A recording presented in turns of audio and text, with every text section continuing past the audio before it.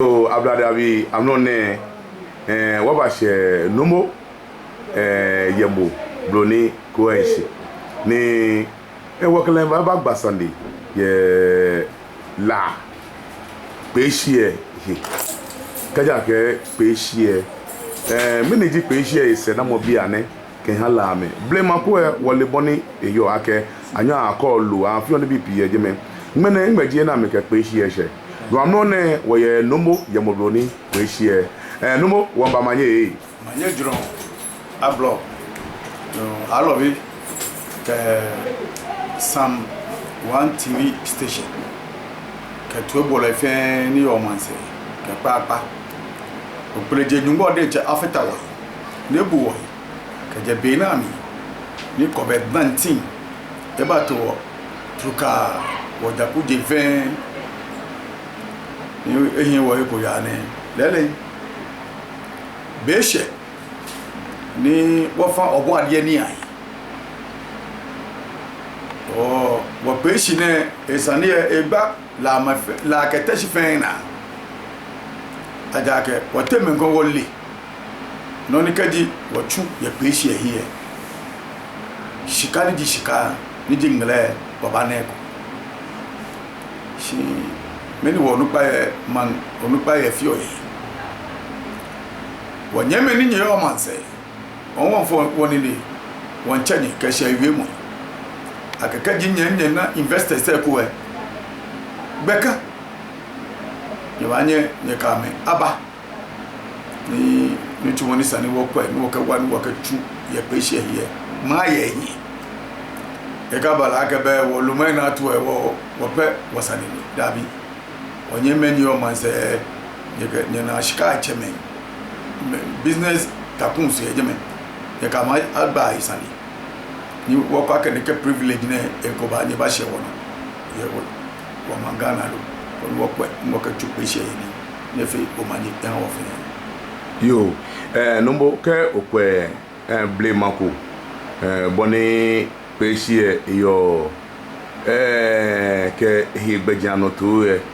bia ne na kan no dabi ni te aya ke ten chake mo abo o ti di gbanaji am encroach pesie ni na me feel a very risky aja ke keji wona heavy rainfall ake no menne ewulu kemba meni yo na men chimo hefe amewala nchi aso e ba je gbe amefe e kumo chu na mo je ba kumo fe ba peta me o wo ke stay away ye peshi ye boni nye filo nye ake grabos e ti nye ba Ghana mambi la keteshi bo pa edeme e wambo obo ade ni je fe jinu na ke ha ye da me ayi o je fe jinu na ke ba machu sa na shieko ne baba la ka ye mankra wo be tourist center tourist attraction ko o won pa man bi afai ame dia me he keje pe ame ka me nya ka fo je me aja ga be na mo form tag fox mo fe mo no ba ni nani nye mfili alonye mo chu eje me chu mo ba ku wo ba ku mo fe wo chu eja ke sabi sani na sha sho nga chichi what's in the issue yo ni wa gbadon se ni me keji wo ne me na kan be wo kan ba issue akana pe se hey wo nyeme baba odi o man se ne pe se ne wo ka me ha mi dida dani onye nu ne yo Italy aje mensa amefe akwete gbe ohun gbere nyemi nu o mani nyemi Alex set me nyemi apam am de yo Canada be shi dide ne lojino ni wo fe wo ha hu ni mene wo se ni fe wo se ne no wo bi wo ya ke won wo bi lo wo na bi ni ba ama mini ji no ni wo se na ba nya meke ameke fe no komoni e ha no ni ya no ne men come here pe shi mi dide ameke wo me bi school kete university agbena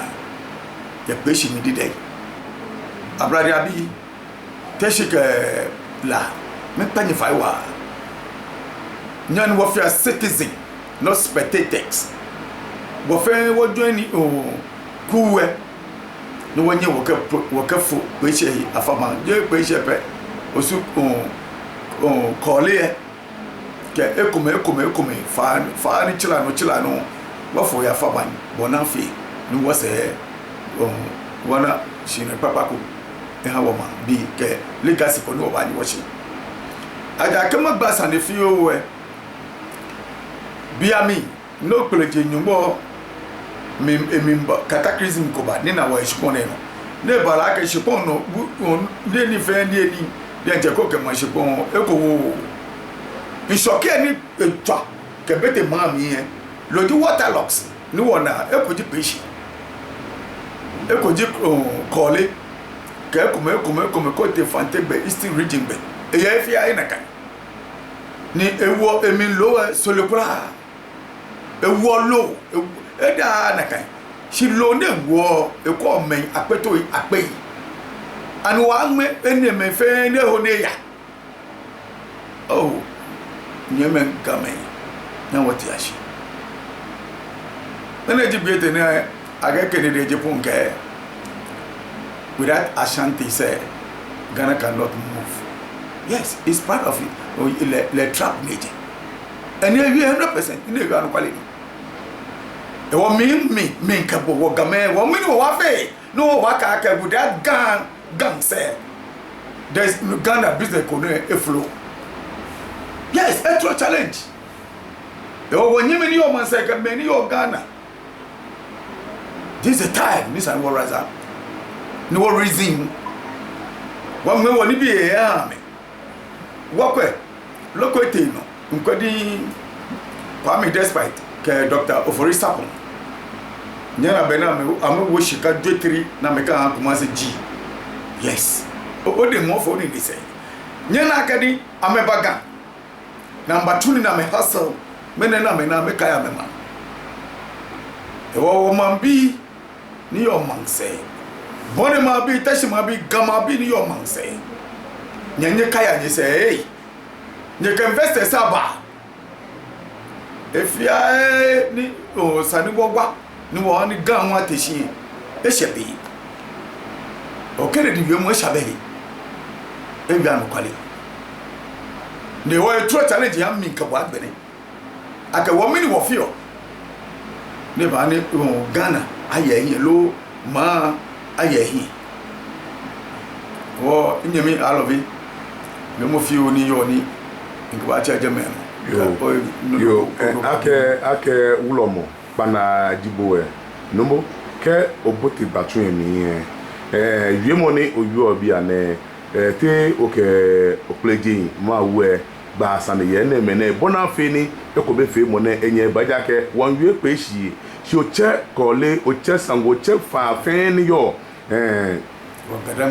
gadangbe ebli nto mi ake o den la person de si o den ma fe he no mo ko bote gbatu emi yen me ne ji sande no ke opleji ma we ba ye ne ken ne bona fe ni ne ken ko be fe mo na ba yo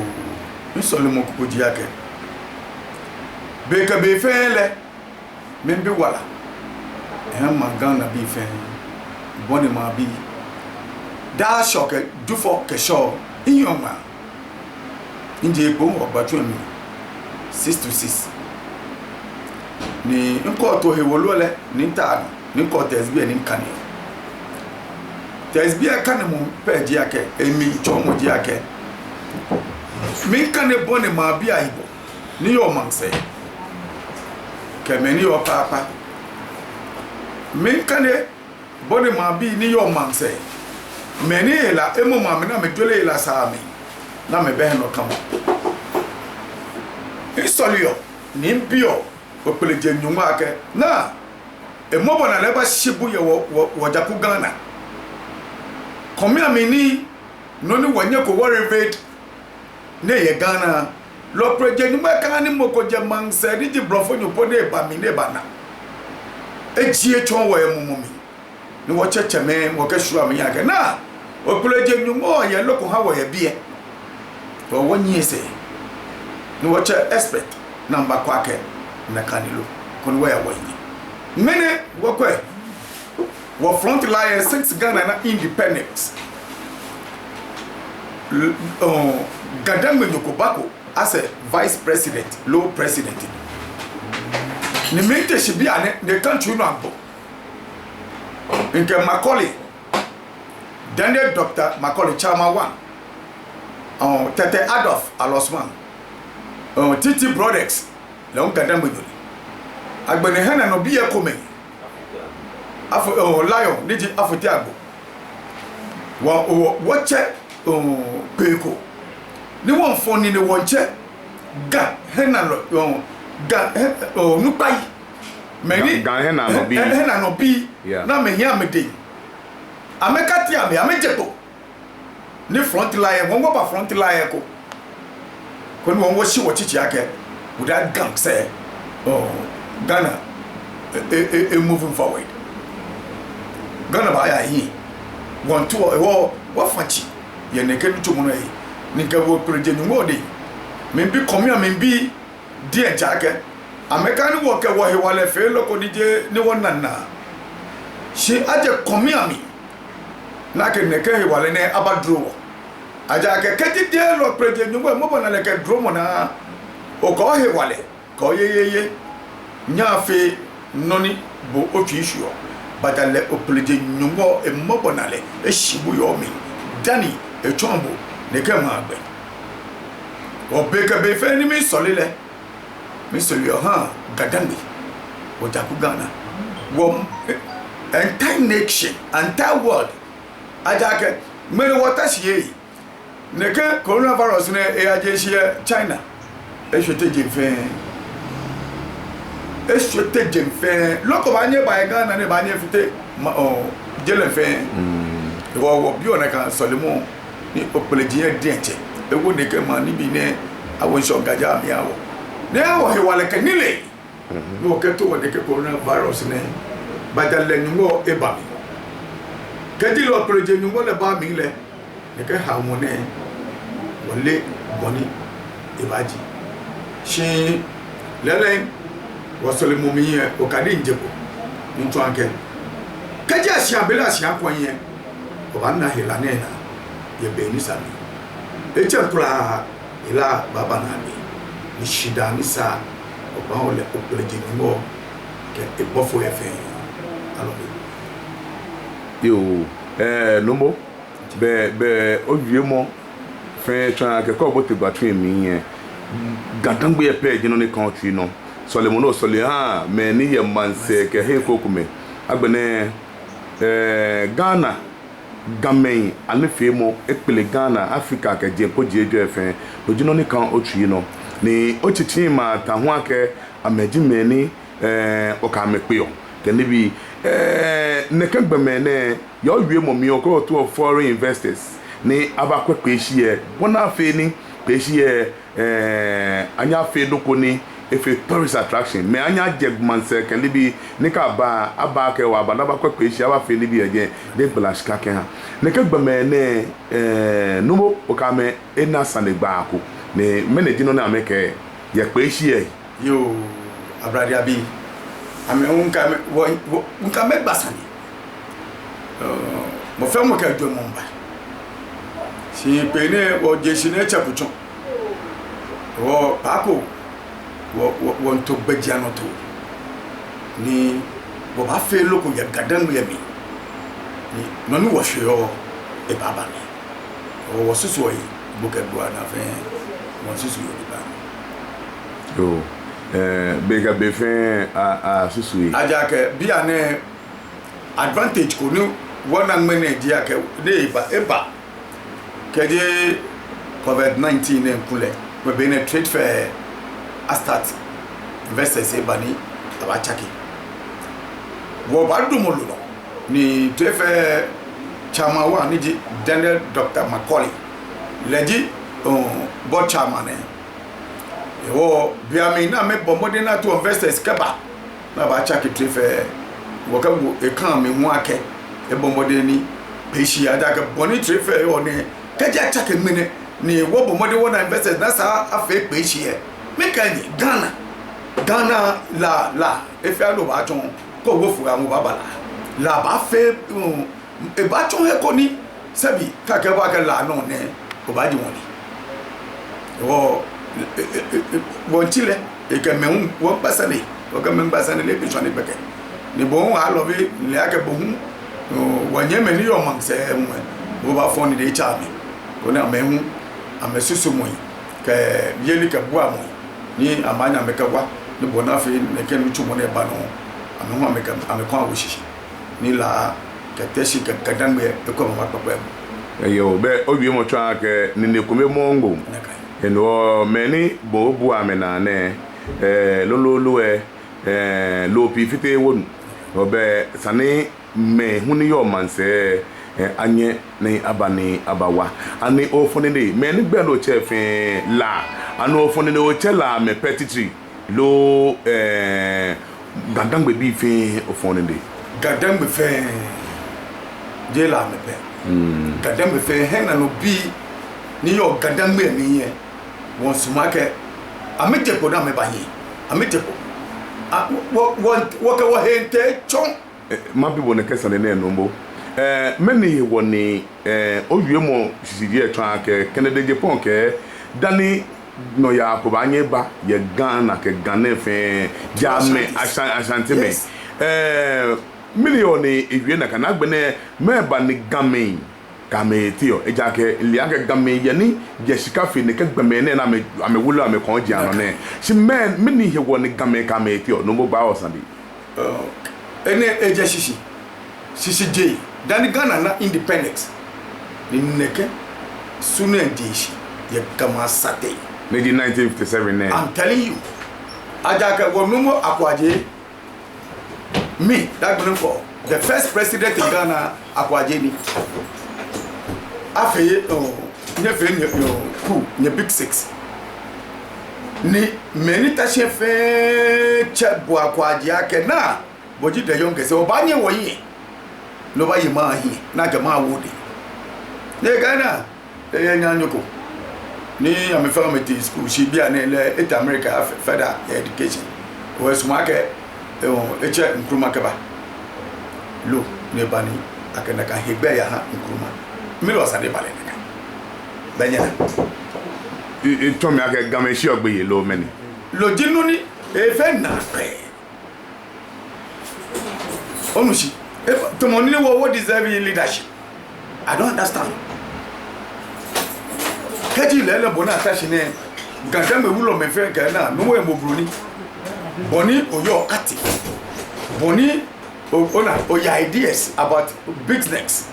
wa ni gadambe ahie o won sumake gadambe fe o fe overload e hawo njo fo ya because I want to onushi njo fo ya na nke chichi ba hele shi gama suji gama anyi amahi anyi gama hi anyi gama hi shin ka anyi enyi ni ba anyi nye se bo nyi ase son ame yai asate menya wonyi se son na kai mi ka gadan be fomo bi fe ake mo no yen shika na mere ni coronavirus ne ba ne benye na ake shika cheme kuma na ake kwe shika he wala aja ko shika pana shika cheme pana agbo ati na me shia me japade ni bi baba na me ofe amegbo ameshi le wase be ni ka dangbe nye diato na ta sabi aka hente e wawo effectivement wota atawo mi she no ye man onushi sabi ni ajani ne wo pa Kennedy Japan ni bi ne keja e ya no efelolo wo bi ake lele magdan le hu pomoden le hu jani wa wo ko pa mi despite to o che magdan ka de lesen mo ache dadam ye ne mo do ache don ni le susu mo ko eja wo kete tamale Neji Magdan. Minke bo eja wo jacket ada. Onushi e jacket shon. Shi chokome ke pe ko yo. Chwe ba. Wo gadambe Titi Brothers. Nye diapo, nye ba, nye gurus association say nye le meni nye shika nye diapo nye ba. Wo fe ready. Wo ke solemo. Ke hewale ke nile no preje ke wo fe ba ke ba pianye nye ba front wo ba nye se wo ye se chon wo ba hin ni wo wan na wo si wo bega na alobi ntue ba eja ke loko ndomi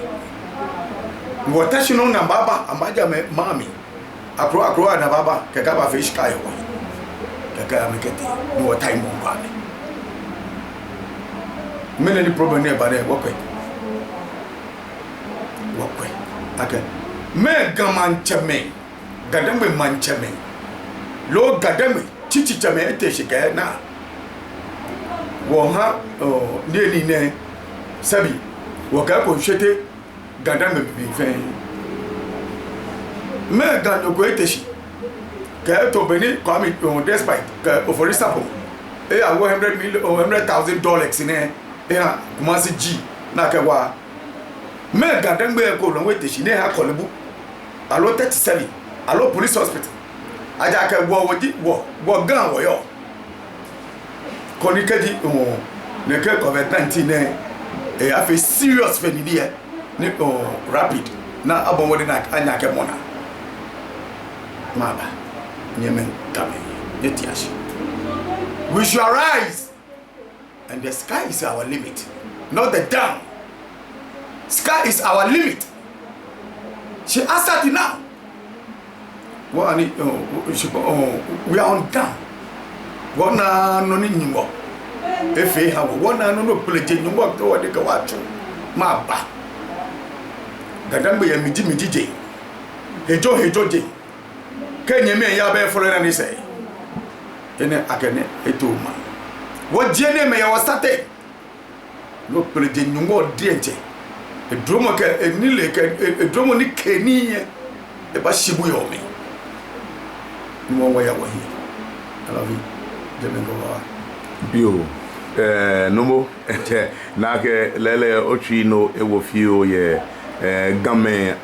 suban ekomeni onahi shi fense boji numo ni bono ke opleji egba asande iwe mo fe ni ji opo ye gbatu emi yen owo okan ha manche ni manche hu gbo ewo ma mi ake na no ni aji atun be wo numu ene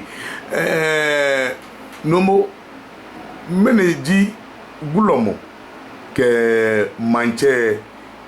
chamopa ni yo nyete na gbene ko ba la ne meneji chamopa ni yo nyete ni do ba hani ni bi no sho na fe ekeno ya baba ya la ne yo abradi abi mie ngbeji swaga papa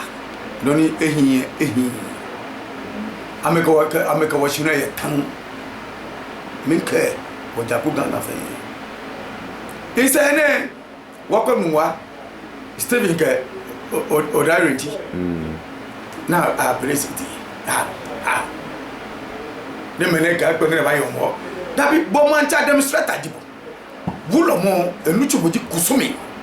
e o ka sia kusumi bo mancha enix ni bi ne hia fe over provide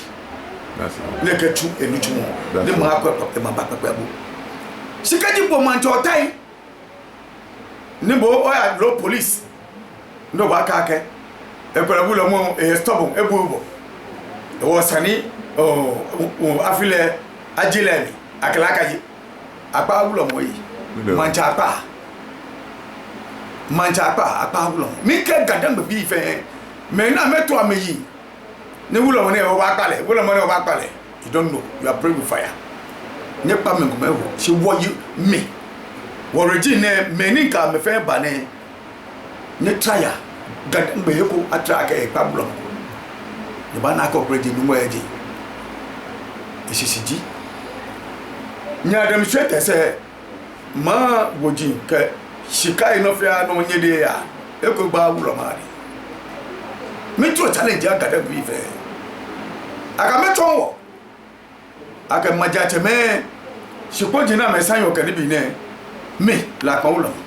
ya ntato ni kan ne bo so wo shiko fe shiko chiche la shi imple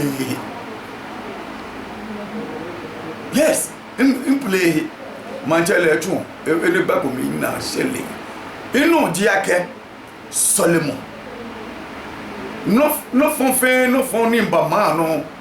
ma sole no preje ni ba wo ke asami e ke o te male mi yen wo je lawu bo wulo mo o je lawu ku ani le ke la ba itine ame tuni ba bo bia me o to ba mi ja no ma lo dino na ke ba ni ame yo shi mi ja no ma di ente bible lawu shiko ye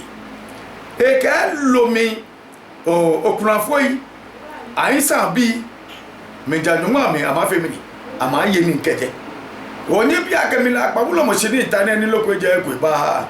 ne ko okunafo ka aisa bi ne te ma fete ma me ko ameyi shi mi ha me profe bonu ma ja me fi o ada ke be ko e ke shafi ke akwa am 500 mama coronavirus le ba ne mo ye fe boni le mi je lolo mi san ya order over 200 bahts masa ma ja ko mo abi aka ne mo ngbe nke shikaje mi nchu mbi bona kan san ne ngbe ji swaga papa the swagon papa eta ada ka o pele je nyumo me fanu ni mobile the woman with the swag let us see o pele je nyumo no fanu mobile ne bi ola ya no kwale mi ne elentu mi aka efia ni maya ni ma shishi na ha na agbele omi ni na yeli kabu am ni ke na yeli kabu am inka ba go ntumi ni ba o nka lo nka wo bank account mi ni ho nta no aka mi jimi shi ntu he ni pepe no wole no efia ni mi ya to yeli kabu am o peje nyungo aka mi aso hwehwe ni ha ni kuni yeli ya fi ono ni nka ba wa love you de me fi ono yo no be ya jamegbe le lokonoko je ipokeba be fibo omodinbo ke me no chita do bo amena ni amewa abo ke biye ni numo ye eneme na fense akewulom ni boboti obatun ni o ana ne bi no keba ani neke aketwa aman imashi na ehion efon fe lo efa I got many have been called. But the few are chosen. Look at what President Moore a Bernishi. He said, a natural resource. Nilo President Moore, Mommy, be a Kawabakano. Mambi, I walk over Konoi. You walk up Mambi. What be a garden where I can swear for your woman low. Ameka lo le kuntan ame die so mo ko cho ma bi ye me challenge gadangi ma ja cha me fe me challenge me from head to toe ani brave by son mbo tafra cha mbo sebi ani brave da ton wa man show na me fe show wa mpo shi solimoji opeje ni ma gbele won san fe diana de ke me ma hebo la ni kasi ke ye ko to ba ke ye ko we me ko la bo ba ka tuni po mi da le bi kura ba ye ni na ya na ka jinno ni ntu issue e han imma la ngere di bete efridi ne lo ma mi obo nje fa ni keke ajake onake where's a bread etowo maja chame ayi seke hi ne bale ne na so mo papa ko na me jele po e ha man bi si mo fia mo ye kan shaka okoloje numo de ye kan e ba je fon fe lo e fe ye wote a ni me ni ba nya tumi ye me so mo dilo da be ni so ba ni yo jage me ne kaji hegbe ko ba kasi yen lo project ngo de nche